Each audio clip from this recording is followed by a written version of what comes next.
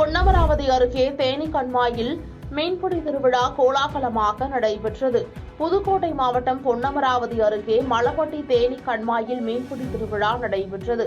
இதில் மீன்களை பிடிக்க கண்மாயில் இருபுறமும் தயாராக இருந்த பொதுமக்கள், ஊர் முக்கியஸ்தர்கள் வெள்ளை வீசி தொடங்கி வைத்ததுடன் பொதுமக்கள் போட்டி போட்டுக்கொண்டு கண்மாயில் இறங்கி மீன்களை பிடித்தனர். அப்போது பாரம்பரிய உபகரணங்களான ஊதா, கச்சா, பரி, வலை உள்ளிட்ட பொருட்களை கொண்டு ஆர்வத்துடன் மீன் பிடித்தனர். இதில் நாட்டு வகை மீன்களான ஜிலேபி, கெண்டை, ஐரை, விரால் உள்ளிட்ட பல வகையான மீன்கள் கிடைத்தன.